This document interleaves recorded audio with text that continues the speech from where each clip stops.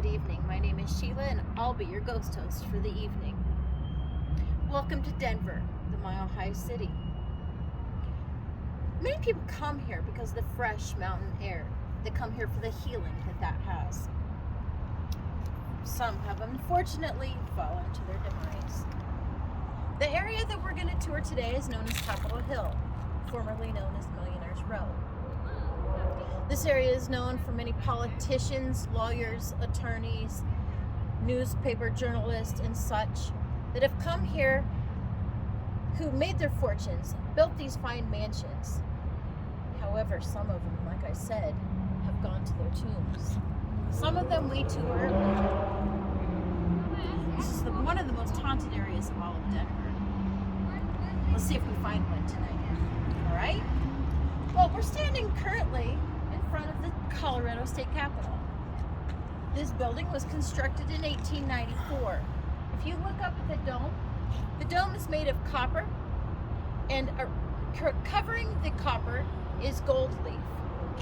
The original dome was also made of copper, however, it wasn't covered, so it turned black, which is why it looks as it does today. Now, if you're standing in the center of the Capitol building and looking up, you'll actually see what appears to be and is two domes. The space between the two domes is known as the lighthouse. The lighthouse is what they can use to open the windows for ventilation and let the heat go out of the building. Did you know there's also a ghost up there? The ghost of a miner. The story is that miner is looking for flakes of gold dust. Many people inside this Capitol say it's also haunted for other reasons. They hear sounds and people talking inside conference rooms, but there's nobody there. At dawn and at dusk, there's also cold breezes that you can feel, and in those cold breezes, there's a hint of rose perfume. However, nothing has manifested. If you're lucky enough to go down below, there's a maze of tunnels below the Capitol building. These tunnels were once used because of all of the coal mine paths that were used back in the day, but they were an eyesore, so they got rid of them. Today, those underground tunnels are used for storage. But if you're lucky enough to go down into the labyrinth, hang on to your keys and security badge, because those ghosts are known to play with them. Now, if you go down into the labyrinth, like I said, it's very haunted. So I'm going to tell you a story. So down south of Colorado Springs, Colorado, there was once a group of outlaws. Now, these outlaws, they were very bad men. Down in the San Luis Valley, South Colorado Springs, like I told you, they were going around setting homes on fire, setting whole towns on fire. They were raping women. They were killing men. So the governor of Colorado at the time, his name was John Evans. John Evans put a bounty out on their heads. He said, now, anybody who can find these heads, bring them back to me. Time passed, nobody had done that. But one day, when basically everybody forgot about it, this man come into the Capitol building and he brought those heads of those outlaws. Well, John Evans accepted the gift. He put them in glass jars full of alcohol and he buried them down deep into these tunnels. I think that's why it's haunted. Now, if you're lucky enough to go down there, some people do, they feel the cold breezes, they hear the voices, and then they go up, shivering into the lobby area of the Capitol building, and they hear the actual hoof prints of these long ago headless horsemen that are now searching for their heads. They're still down there somewhere. And you know what? If you want to go find them, there's tours given daily of this Capitol building. I suggest you go and find them.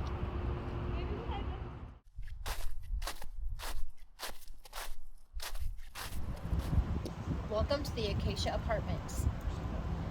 The building behind me was constructed in 1922 and opened as the Acacia Hotel. This hotel was for the rich and elite.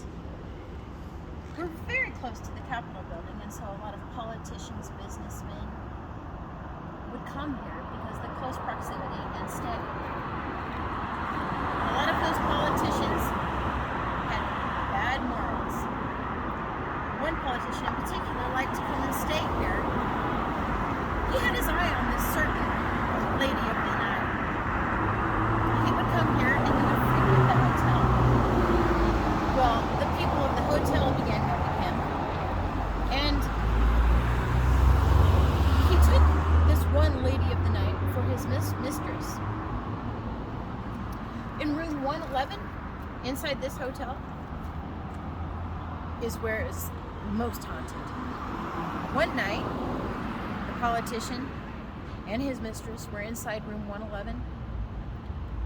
Well, his wife found out about it. His wife came slamming through the door, and she's like, you either have to pick her or me. Which is it? Which do you choose? Well, he was a politician. He didn't have good morals, but he was a smart man. With the newspapers and whatnot being closed, he knew he had to choose his wife, so he did just that. He left with his wife. The poor mistress, she was in room 111. She was all distraught. That night she went to go draw a bath for herself. She slit her wrist and killed herself inside that room, 111. Well, later, as you can imagine, nobody wanted to stay in this as a hotel. So they converted it into an apartment building, which is what it is now. Room 111 is still very haunted. The man that stays in room 111, he has a very interesting story. One night when he was sleeping, he thought he was dreaming. He heard somebody whisper into his ear. It was a lady floating above him in a robe. Well, that lady floated off into the adjacent building next to him. It was a bathroom. He thought he heard some gurgling. He got up. He went out to the bathroom next door. He didn't see anybody. He didn't hear anything. The bathtub hadn't been used for days. So he went back to bed. Next morning, he got up. He went into the bathroom, and it was blood-stained. I think it was the mistress. Don't you?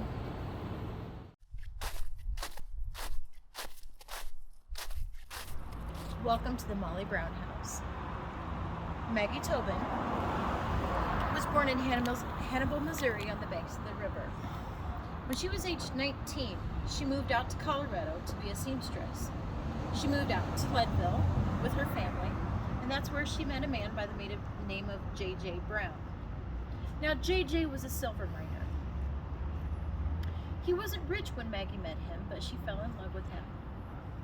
She married him despite that, even though she wanted to marry a very wealthy man so she could be in the elite club. Now, J.J. made a lot of wealth, but then unfortunately the silver mine tanked. And so in 1894, the couple moved to Denver, Colorado, where they purchased this home for $30,000. Maggie wanted to be, like I said, she wanted to be in the elite social group. She always wanted to have that social status. So they also bought a summer home out by Bear Creek,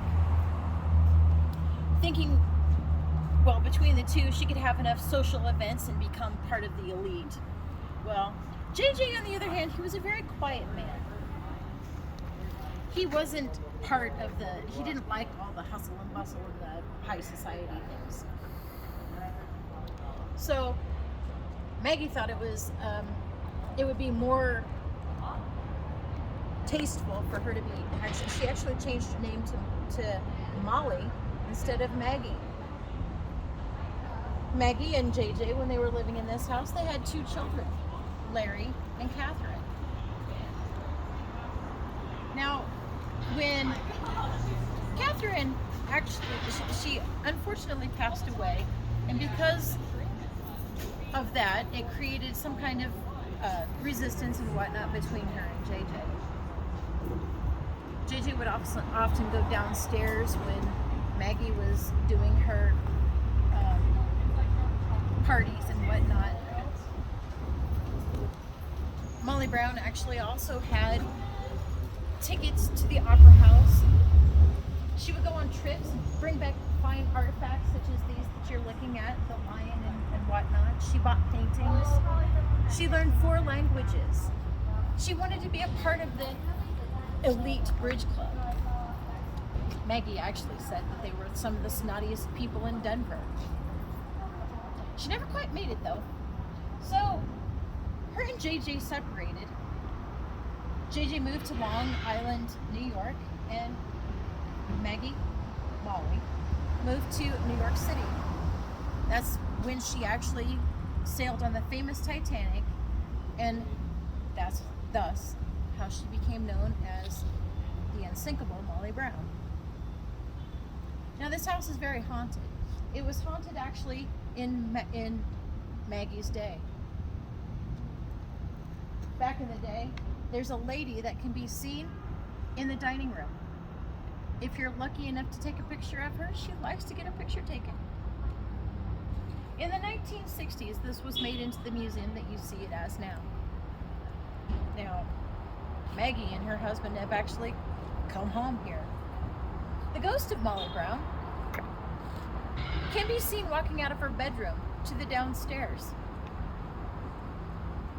They think that she's going to greet some of the people that are coming to some of our social events. There's also a cigar smoke that rises from the basement. Could be that of JJ.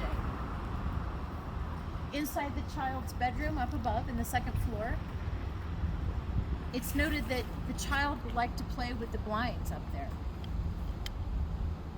I think it could be haunted. I think it's them.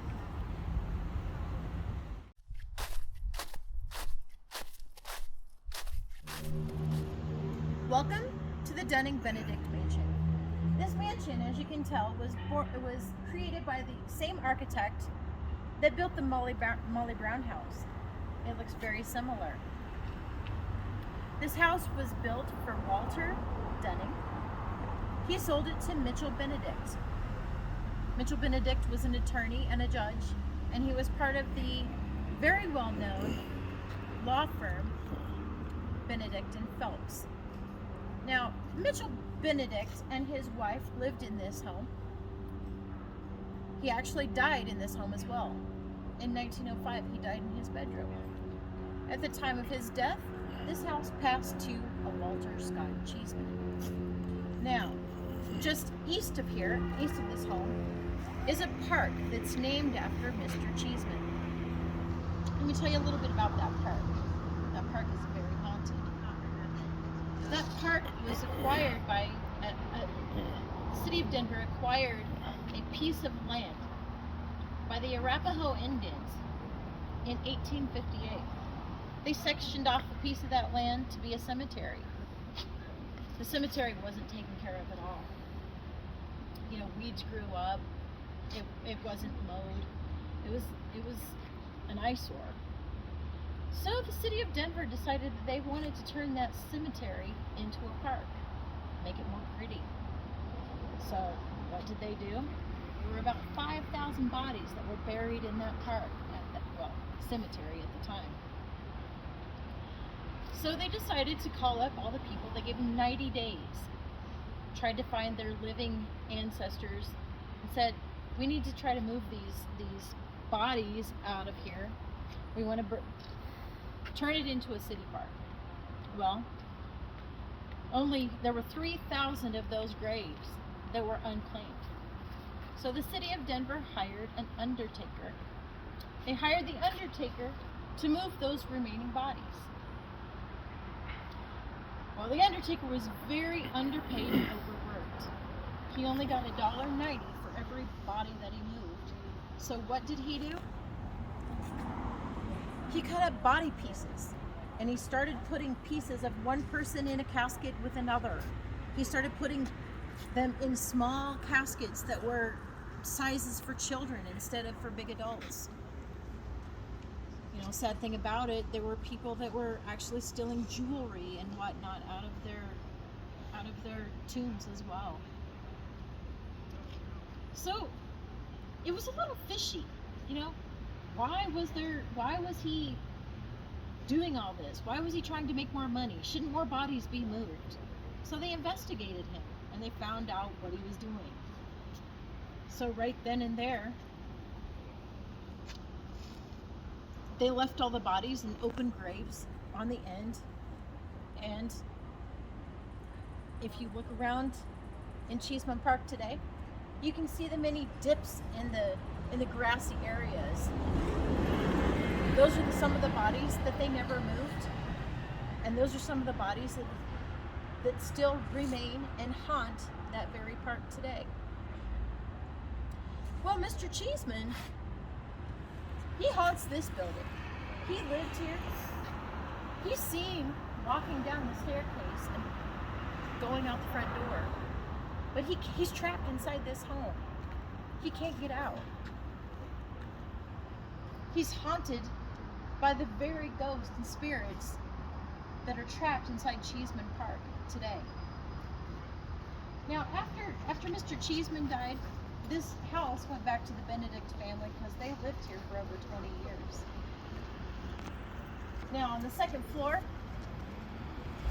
some people say they see, if they look real closely, they see a mist of a couple standing up there. That is the ghost of Mr. and Mrs. Benedict.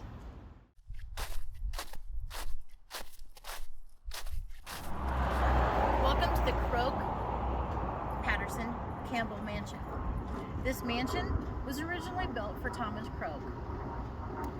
He thought this house was cursed, so he didn't live in it very long. His wife and his mother both passed away shortly after he acquired this property, so he moved out of it. He sold it to Thomas Patterson. Thomas Patterson was a Democratic congressman. In addition, he was the owner of the Rocky Mountain newspaper. So he used the Rocky Mountain newspaper to take control of the Senate and defeat the Republican Party in 1901. After Mr. Patterson passed away, the house went into the hands of his daughter, Margaret, and son-in-law, Mr. Campbell. They had a son by the name of Thomas Campbell. Thomas Campbell then owned this house. He lived in it until the 20s.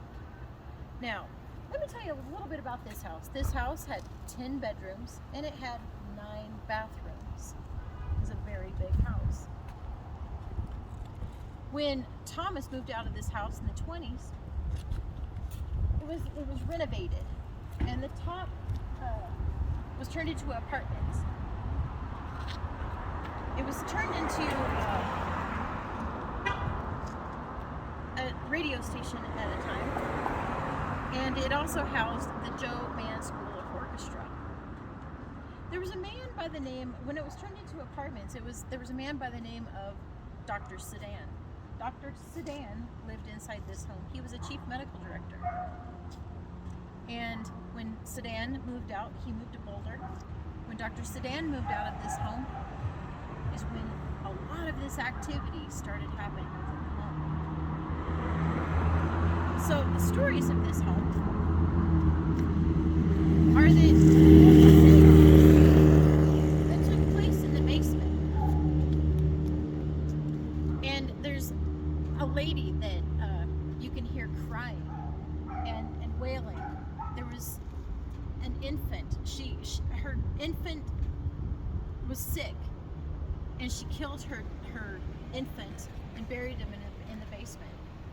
Now, when the psychic come here and did their seance, they found down inside the basement a tomb with no body. Now the story goes also as well, nobody is wanting to guard this, so they had to get guard dogs. The guard dogs were on the second floor, and there was actually 2 guard dogs that jumped out of the windows to their death. Now when this apartment complex was also turning itself into an apartment. The construction workers inside this apartment complex had very strange occurrences. They would get all their work completed, then they would come back the next day to find that nothing had been completed. How was that happening? It's very bizarre.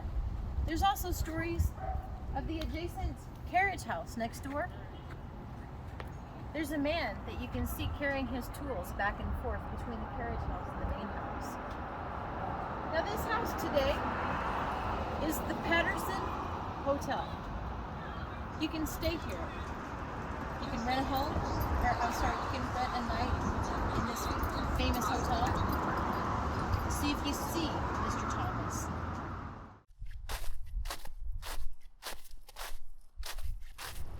Welcome to the Peabody Whitehead Mansion. This mansion was built for William Whitehead. William Whitehead studied at the University of Pennsylvania and Virginia, and then he went on to study abroad at Paris and Vienna. He was a surgeon. He was a battlefield surgeon. During the American Civil War, Mr. Whitehead actually was one of the doctors for Mr. Stonewall Jackson, Andrew Stonewall Jackson. He's actually blamed for his death. Now, this was when Mr. Whitehead moved out here. He actually volunteered at Denver General and did some volunteer work. But he found anything but comfort in this home. He continually was seeing the ghost of many of his wounded soldiers and those that went on to their deaths on the battlefield. He died in 1902, and in 1903, this house was rented by Mr. Peabody. Now, Mr. Peabody was a banker, he was a miner, and he was later a governor of Colorado. So, Mr. Peabody was in support of the miners. He didn't like the unions. And so when he went on to support them, he was continually tormented by the ghost in this house of the thousands of people and the countless people that had been tortured in the minefields. In the 1970s, this house had a psychic come in, and the psychic told of the story of a lady that was walking up. Her name was Eloise, and Eloise walked up the stairs and she was waiting for her husband. They were going to get married in this very house. Well, he never showed up. So she actually committed suicide on the second floor of this home. This home has been tried, it's tried to make a success for many things. It was a restaurant. It was known as Senior Restaurant. You know, it was supposed to be a big success, and everything keeps failing. One of the interesting things about this home too is if we come this way, when we look down the alleyway.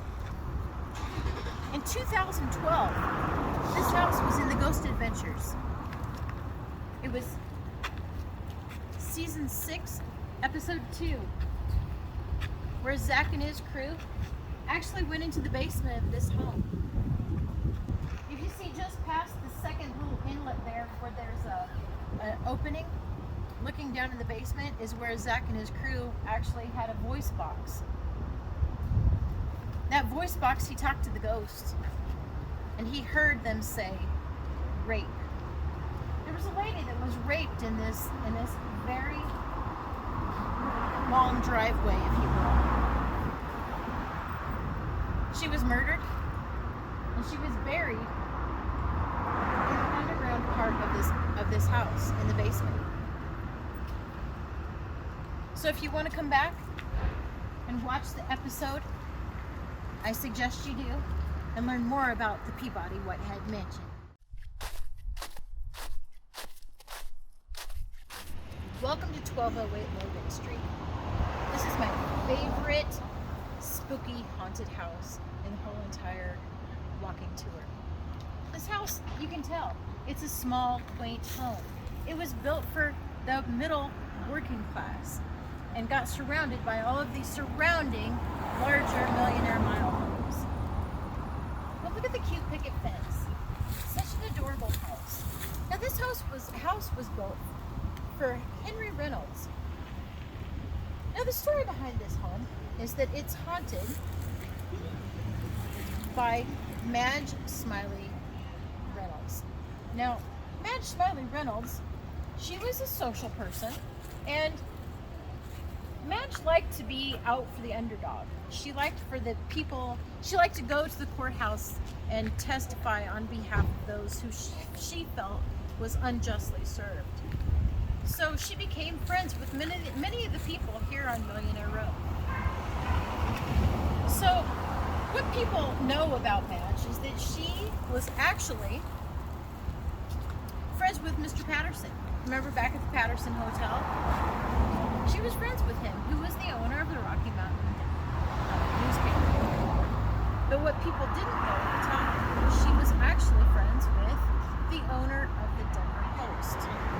Actually, even better friends. They were lovers. So the scandal got out, and people started knowing about the scandal between her and the owner of the Rocky Mountain Post. So Madge, unfortunately, fell to her death in a horse riding accident. And after her death, this is when strange things started happening. People thought that Madge was actually haunting this home. Well, Madge and her husband actually, across the street, lived at 1207 Local Street. Well, but after she died, this house here behind me, which is actually on the Denver Historic Landmark Tour, it's actually owned to some poltergeists. Now, the poltergeist in this area have been seen throwing books around, throwing dishes around, and up on the second floor, if you notice, there's a bedroom window up on the second floor. The poltergeists have even been known to make their bed fall from the second floor down to the main level. Just a few minutes ago, I actually met the owner, the current owner of this home. Her name is Chris. She tells some accounts of some cold spells and some creaky things and some things that didn't work when she moved into this home. It's a very haunted home.